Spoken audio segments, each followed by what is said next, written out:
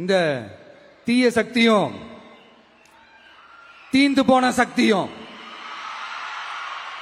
அதாங்க திமுகவும் மற்றும் பலரும் ஒன்னா சேர்ந்துகிட்டு திருட்டுத்தனமா யாருக்கும் தெரியாம ஒரு ஓரமா மூலையில உட்கார்ந்துட்டு பேரம் பேசி கூட்டு சேர்ந்து ஆட்சி அமைச்சு கொள்ளையடிக்க திட்டம் போட்டாங்க.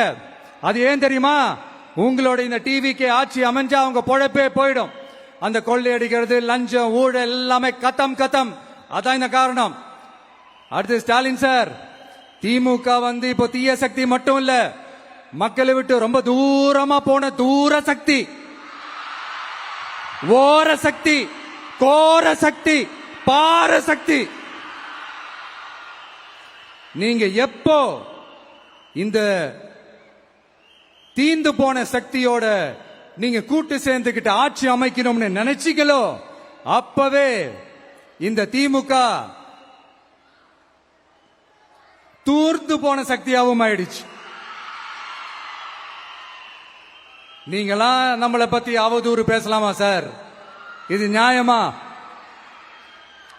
மக்களை இவ்வளவு பெரிய மக்கள் சக்தி நம்மளோடு இருக்கும் போது நமக்கு எதுக்கு வேற அரசியல்?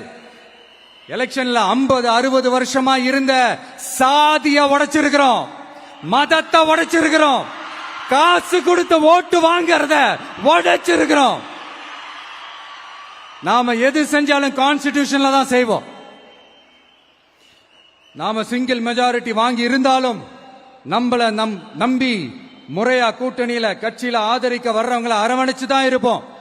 நான் இப்பவும் மீண்டும் டிக்ளேர் பண்றேன், டிவிகே ஆட்சி எந்த பாகுபாடும் இல்லாம எல்லாருக்குமான ஒரு ஆட்சியா தான் இருக்கும்.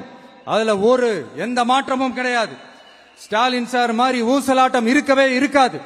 மதச்சார்பற்ற கொள்கையில சமரசமே இல்லை. மாநில உரிமைகள்ல விட்டு கொடுக்கவே மாட்டோம். நதி நீர் உரிமைகளை விட்டு கொடுக்கவே மாட்டோம். சமூக நீதி, சம நீதிய, சமத்துவ நீதிய ஒரு நாளும் விட்டு கொடுக்கவே மாட்டோம்.